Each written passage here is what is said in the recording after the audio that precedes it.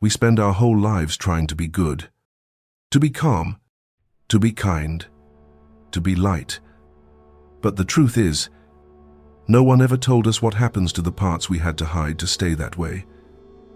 The anger you swallowed, the envy you denied, the desires you labeled as shameful, they didn't disappear. They became the shadow, the secret counterpart of your light.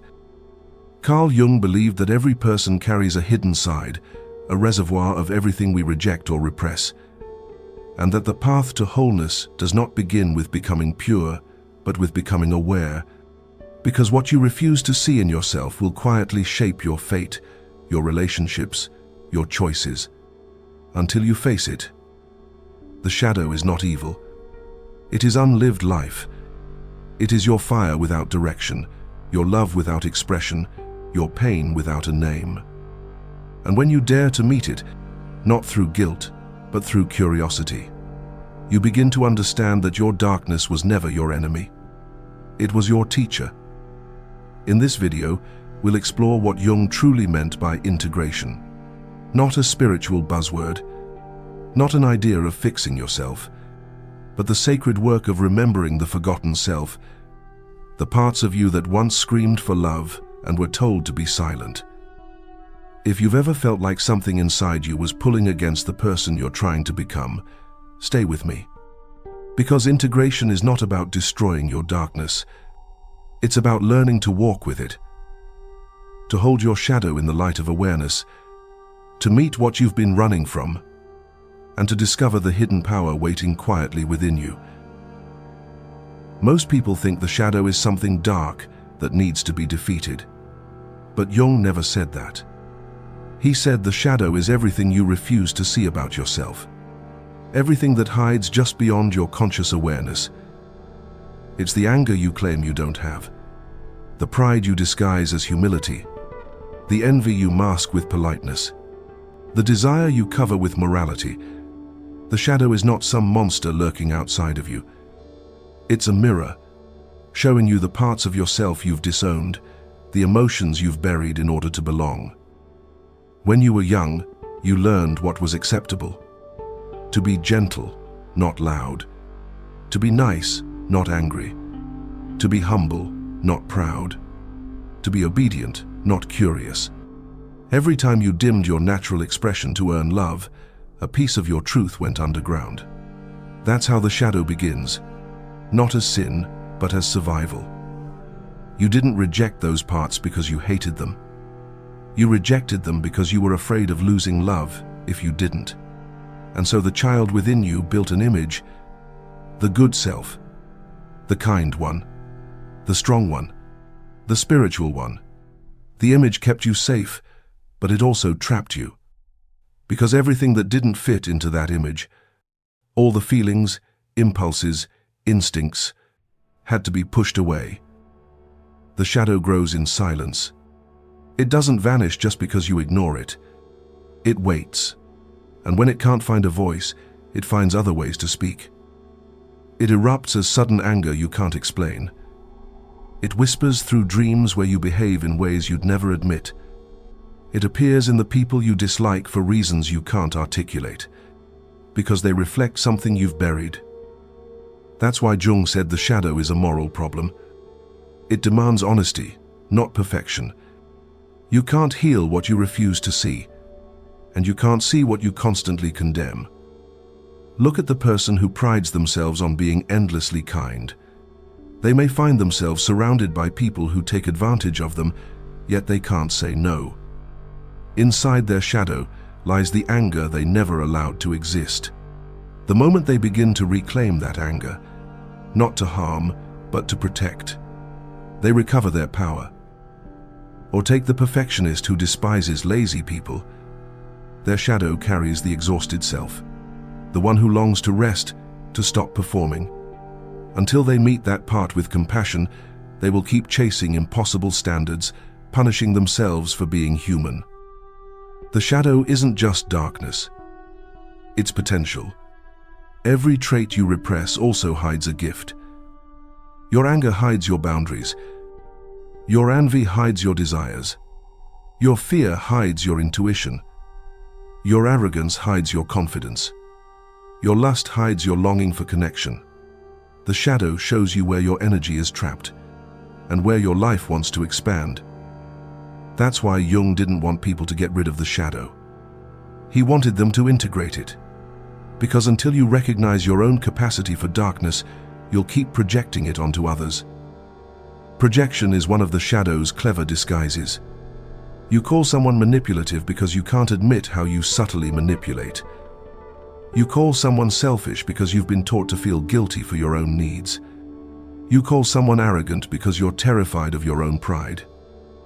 It's easier to judge what you see outside than to feel what's buried inside. But the irony is, what you resist in others reveals what you most need to accept in yourself. Sometimes the shadow even wears the mask of light. You can use spirituality to avoid your wounds, telling yourself you've transcended anger when really you're afraid of it. You can use kindness as armor, staying agreeable so no one sees how resentful you've become. You can use success to escape insecurity, trying to prove your worth instead of facing the fear of being ordinary. The shadow doesn't care what costume it wears. It just wants to be seen. It wants you to stop hiding behind perfection and meet what's real. But here's the truth few people want to face. Meeting the shadow hurts. Because it dismantles your self-image. It shows you the hypocrisy you'd rather not see. The envy behind your compassion, the control behind your care, the pride behind your humility. It feels like a death, because in a way, it is. The false self begins to crumble so the real self can emerge. This is why shadow work is not about positivity. It's about honesty. It's not about becoming good. It's about becoming whole. To meet your shadow is to face the tension of opposites within you. Light and dark, love and hate, strength and fear. Jung said, to confront a person with their shadow is to show them their own light. That means the more courage you have to face what you've repressed, the more alive you become. The more you meet your own contradictions, the less they control you. Because the shadow isn't trying to destroy you. It's trying to complete you. It wants to give back the parts of yourself you abandoned when you thought you had to be perfect to be loved. So begin by noticing, when you feel irritation, pause and ask, what part of me feels threatened? When you judge someone harshly, ask, what might they be reflecting back? When you feel ashamed, ask, what truth is trying to speak through this? This is the beginning of integration. Not analysis, but awareness. A willingness to look at yourself without defense. A curiosity to meet your own contradictions without collapsing into shame. The shadow is the doorway. Not to destruction, but to depth. Not to shame, but to self-knowledge. And when you step through that doorway, something inside you begins to awaken. The realization that you were never meant to be all light, but whole. You were not born afraid of your darkness. You learned to be. From the moment you first sensed what made people pull away, you began to build your mask. A child does not hide because it loves pretending.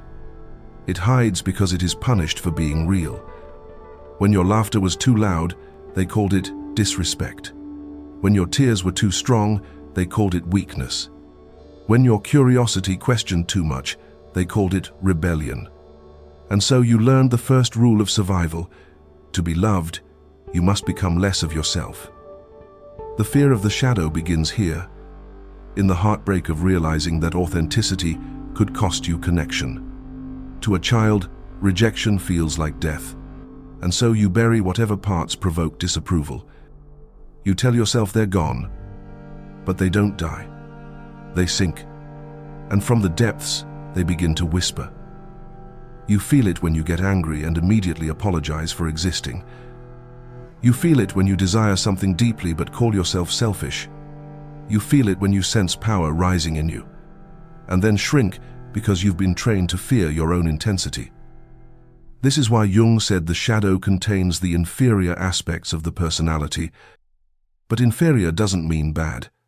It means unseen, undeveloped, unloved, the parts you have not yet learned to hold. And the longer you keep them buried, the more distorted they become. What begins as natural anger can turn into bitterness. What begins as longing can turn into obsession. What begins as fear can turn into control. Repression twists energy until it leaks in unhealthy forms. You fear your shadow because it threatens your identity, the image you've worked so hard to create. Maybe you've built yourself on being gentle, and now your anger feels like betrayal. Maybe you've built yourself on being selfless, and now your needs feel like sin. Maybe you've built yourself on being strong, and now your vulnerability feels like collapse. To face the shadow is to dismantle the self-image that won you love, and that feels unbearable. Because if you are not who you thought you were, then who are you? This question terrifies the ego. The ego lives for consistency. It wants to be something. So when you start questioning that image, it fights back with shame and fear. Shame becomes the guard dog at the door of your own soul. It tells you not to look. It says, "That's not who you are." It whispers, "If they knew this about you, they'd leave." And so you keep the door closed. But here's the irony. The more you reject your darkness, the more power it gains. Because what you deny inwardly must express itself outwardly. If you suppress your anger, it becomes illness. If you suppress your desire, it becomes obsession. If you suppress your fear, it becomes control. The unconscious doesn't vanish. It acts through you. It chooses your partners. It shapes your patterns. It determines your fate. And all the while, you think it's coincidence. Jung warned, until you make the unconscious conscious, it will direct your life, and you will call it fate. That's why facing the shadow is so powerful and so terrifying. Because the moment you turn inward, you realize how much of your life has been ruled by what you refuse to see. Think of the person who keeps attracting cold or distant lovers. They might tell themselves it's bad luck, but often it's the shadow longing to face its own wound of neglect. Or the one who keeps sabotaging success just when things are going well. It may not be failure they fear, but the responsibility that comes with power. The shadow creates patterns until you listen.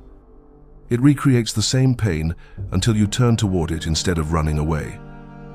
You fear your darkness because it asks for honesty, and honesty threatens comfort. To face it, you must stop pretending you've healed what still hurts.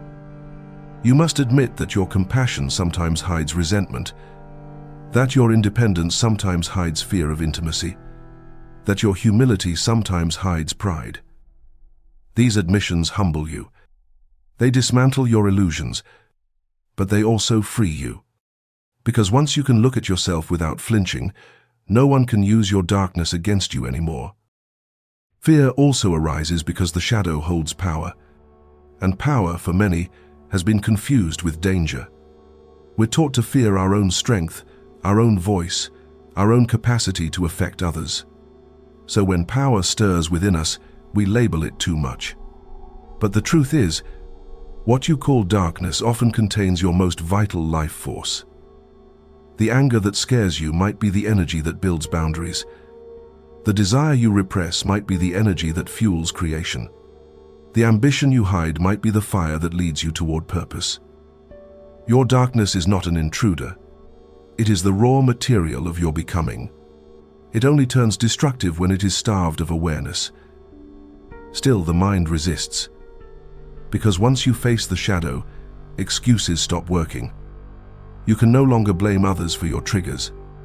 You can no longer hide behind virtue. You can no longer stay unconscious. And that responsibility feels heavy, but that is the weight of freedom, the gravity of becoming whole. When you finally turn toward your darkness, something shifts. You stop asking, "Why is this happening to me?" and start asking, "What part of me is trying to wake up through this?" This is where the alchemy begins. Not in perfection, but in participation. The shadow doesn't ask you to fix it, it asks you to relate to it. To listen, to ask what it needs, To understand why it formed, it's like sitting with a wounded child you've ignored for years. At first it screams, then it weeps, and finally, when it knows you won't abandon it again, it rests. That moment, when the rejected part of you feels seen, is integration beginning. You fear your shadow because it is powerful, unpredictable, and deeply human. But the truth is, the shadow only hurts when you refuse to hold it. Once you make space for it, it becomes wisdom. Once you bring it into the light of awareness, it becomes strength. To face your darkness is not to become less divine. It's to realize that divinity includes it. Because no light is whole without the dark that gives it contrast. And no soul is complete until it loves even the parts it once feared. You are not meant to be spotless. You are meant to be real. And to be real, you must allow both your saints and your sinners to sit at the same table. To listen to them, to learn from them, to love them back into unity. This is the courage Jung spoke of. Not the absence of fear, but the willingness to walk into the night and discover that it, too, belongs to God. Most people think integration means fixing themselves, becoming balanced, kind, calm, spiritual. But Jung never used the word that way. For him, integration was not self-improvement. It was reconciliation. To integrate means to gather what has been split, to bring back what was exiled, to hold together the contradictions that make you human. Integration is not about polishing your personality. It's about becoming whole. Jung often said, one does not become enlightened by imagining figures of light, but by making the darkness conscious. That is the heart of integration. It isn't about erasing darkness, but meeting it. Seeing it clearly, understanding what it protects, what it hides, what it needs. Because the shadow is not random, it forms with purpose. Every quality in your shadow once served to protect you. Your anger protected your boundaries. Your pride protected your dignity. Your avoidance protected your peace. Your control protected your sense of safety. Integration begins when you stop demonizing these defenses and start asking why they exist. At first, this process feels disorienting. You're used to labeling parts of yourself as good or bad. But integration asks you to step beyond morality and move into awareness. It asks you to listen instead of judge.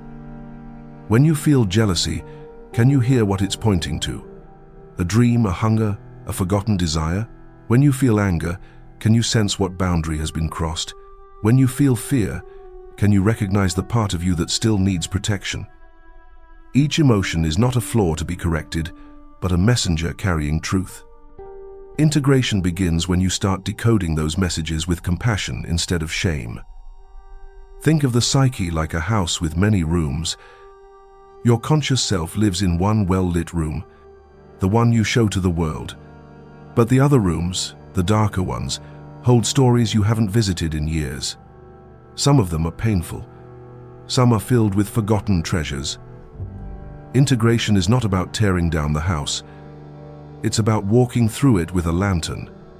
It's about opening each door gently, letting in light, and remembering, this, too, is mine. You may find parts of yourself sitting in the dark, waiting. The child who wasn't allowed to cry. The teenager who had to pretend to be perfect. The adult who learned to survive by staying invisible. When you finally enter those rooms, they don't punish you. They sigh in relief. They only wanted to be seen. Integration is a conversation, not a battle. It's sitting across from your shadow and saying, I'm ready to hear you. At first it may scream. It may accuse you of betrayal, of abandonment. But as you listen, its tone softens. It begins to tell you what it's been guarding all along, your authenticity. This is what Jung meant by the union of opposites. Not a perfect harmony, but a living dialogue between the conscious and the unconscious. You don't destroy one side to glorify the other. You let them coexist. You let them inform each other. That's how integration becomes transformation. Because awareness itself changes everything it touches. In Jung's language, the alchemists were right. The soul transforms through the tension of opposites. When you hold light and dark, love and fear, without collapsing into one or the other, something new is born. That new thing, that wholeness, is what he called the self. The self is not the ego's improvement. It's the realization that all your fragments belong to one life, one story, one soul. Integration is that moment of remembering. When you no longer say, "This part of me is bad," but rather, "This part of me needs understanding." Practically, this means living with awareness in daily moments. When you get triggered, pause. Instead of asking, "How do I stop feeling this?" ask, "What is this feeling showing me about myself?" When you make a mistake, resist the urge to condemn yourself. Ask, "What truth is hidden in this failure?" When you feel envy, don't shame it.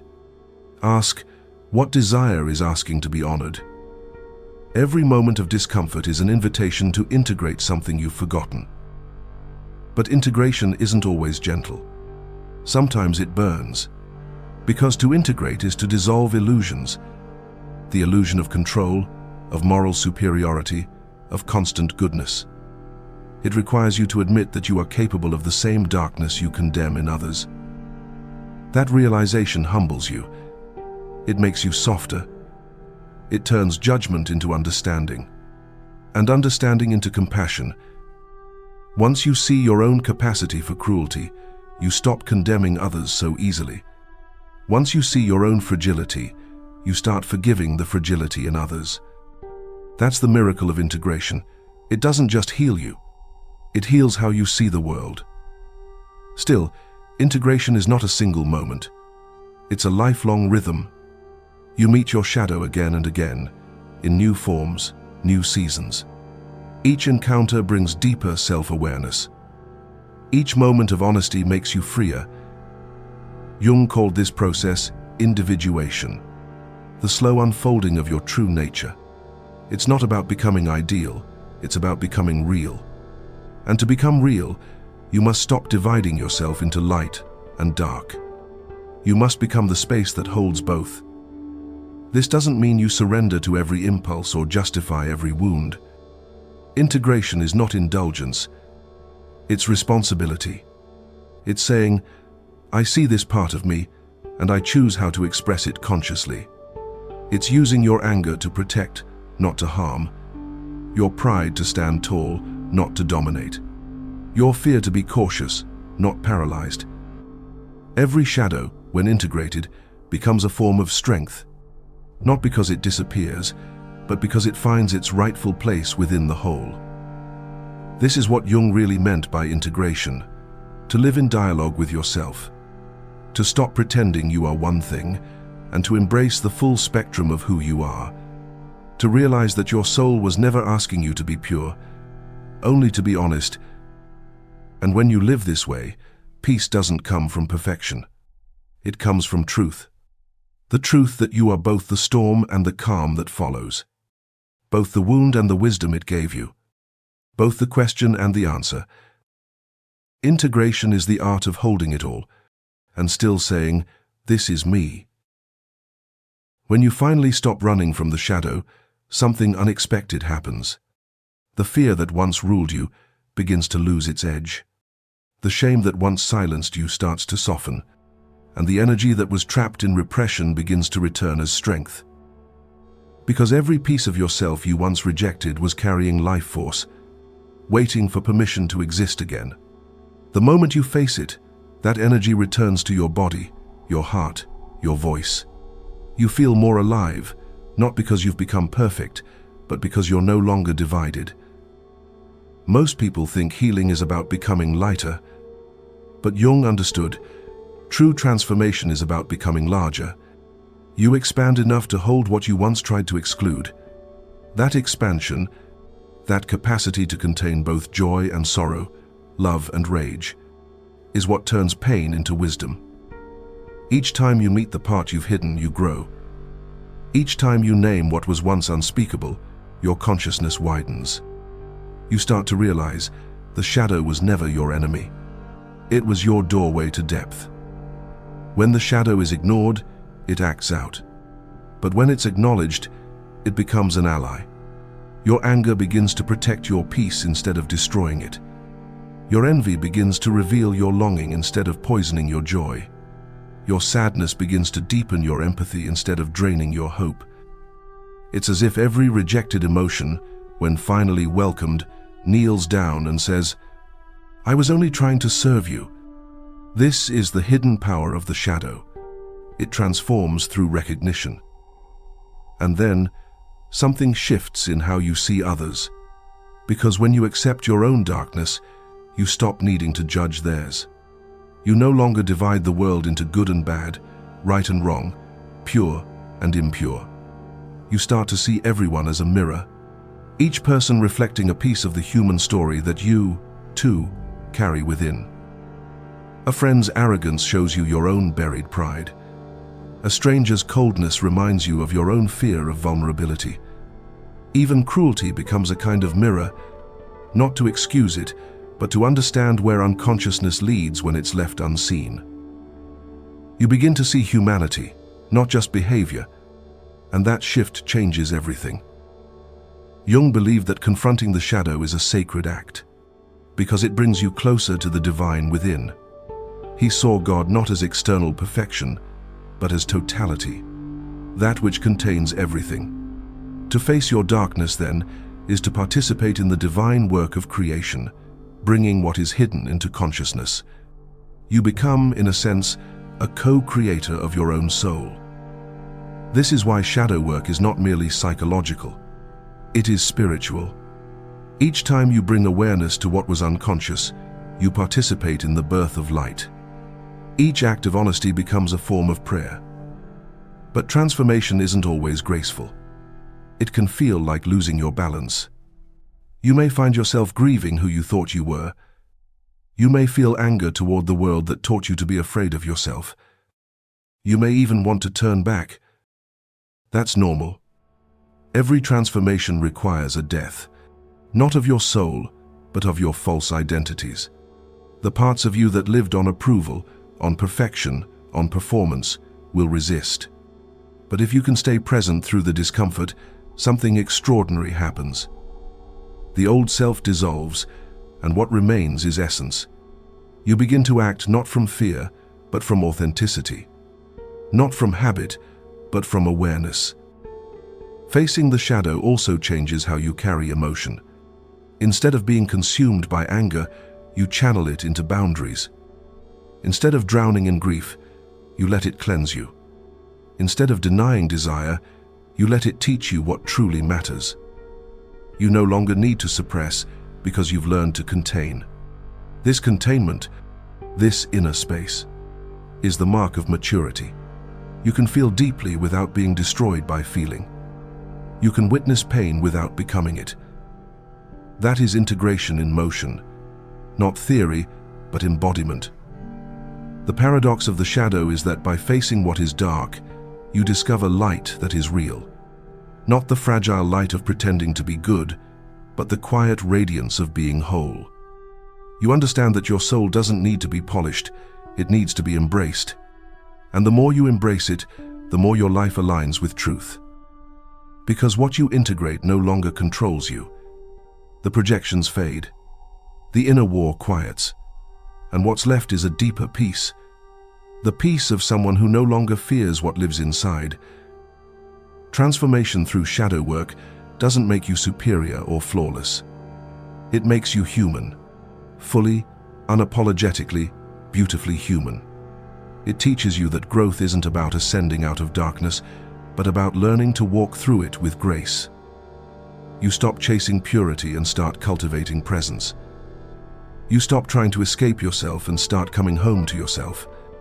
And in that return, you rediscover something sacred. The sense that everything, even your pain, has a purpose. This is the secret Jung tried to show the modern world. When you face your shadow, you do not become less spiritual. You become more real. And reality, in its fullness, is the most sacred thing there is. To live as a whole being is not to live without conflict. It is to live with awareness inside the conflict. It is to know that light and dark move through you, not as enemies, but as partners in the dance of your becoming. Wholeness doesn't mean you stop feeling anger, fear, jealousy, or grief. It means those feelings no longer own you. They rise, they speak, they teach, and they pass. Like waves that no longer pull you under because you've learned how to float. Jung said, "Wholeness is not achieved by cutting off a portion of one's being, but by integration of the contraries." That means you stop trying to amputate what you dislike about yourself. You stop dividing your nature into holy and unholy. Instead, you learn to hold both sides. The calm and the chaos, the discipline and the desire, the compassion and the anger, and call them all mine. Wholeness is not about being good. It is about being honest. It is about standing in truth, even when that truth makes you tremble. Because integrity is not perfection. It's the courage to remain real. When you live this way, your relationships begin to change. You no longer look for people to complete you. You look for those who can meet you. Shadow and all. You stop expecting love to heal what only self-awareness can. And you begin to understand that intimacy is not found in agreement, but in authenticity. Because once you accept your own contradictions, you can accept them in others. You no longer need people to be easy in order to love them. You just need them to be real. And in that mutual honesty, a deeper kind of love becomes possible. One that is rooted in truth, not illusion. Living as a whole being also means you no longer chase constant light. You start honoring the seasons of the soul. There will be times of clarity and times of confusion, times of joy and times of silence. You stop forcing growth and start trusting rhythm. You realize that wholeness is not a destination, but a movement. A continuous returning to yourself. When anger comes, you meet it with curiosity. When fear comes, you meet it with breath. When joy comes, you meet it with gratitude. Every moment becomes a practice of remembering who you are. In this state, the shadow is no longer a threat. It is an ally that keeps you humble. It reminds you that you are never finished, that you are not here to become flawless, but to become conscious. And consciousness is what turns ordinary life into a spiritual path. You find beauty in imperfection, peace in paradox, grace in limitation. You stop needing to fix everything and start learning to witness. You become less reactive, more reflective. You stop clinging to control and begin to trust the intelligence of the self, the deeper center of being that guides your evolution.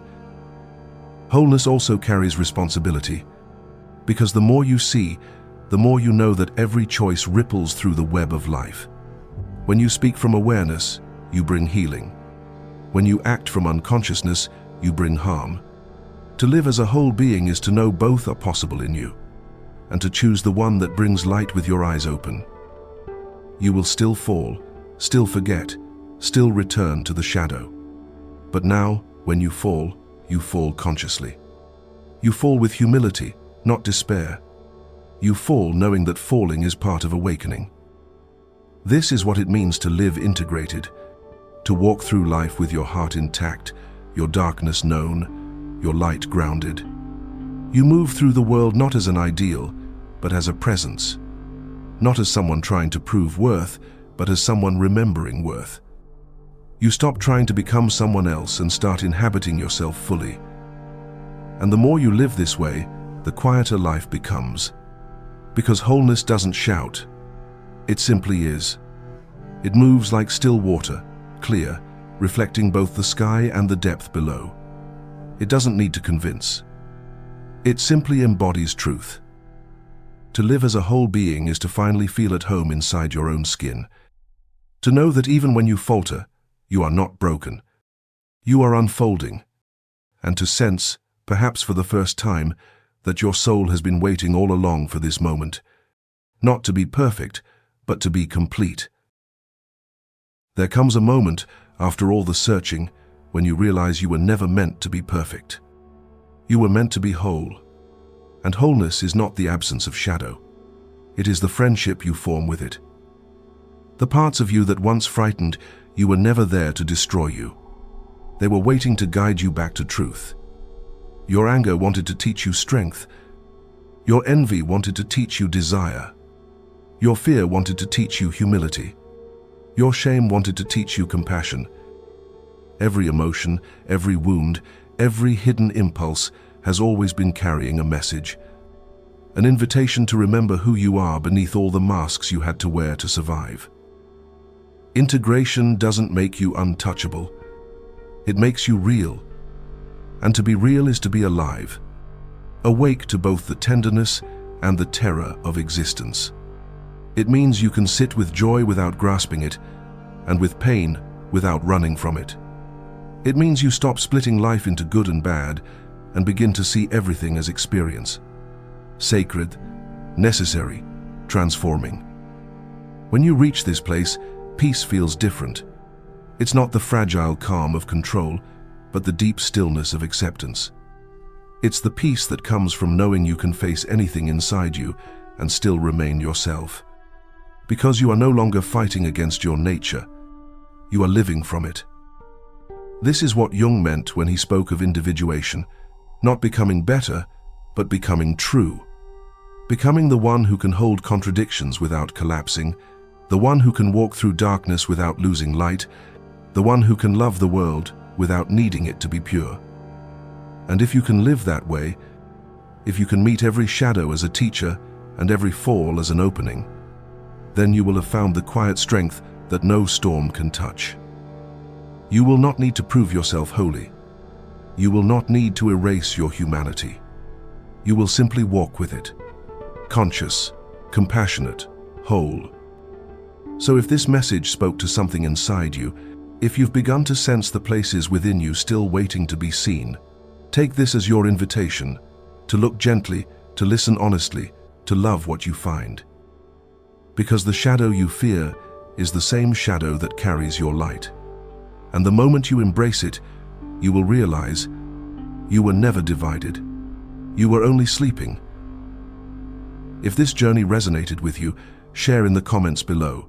What part of yourself are you learning to accept? Your words might give someone else the courage to face their own darkness tonight. And if you'd like to walk this path together, to keep exploring the soul through Jung's wisdom, remember to like, share, and subscribe. Not for numbers, but as an act of awakening, because every time one person chooses awareness over avoidance, the world becomes a little more whole.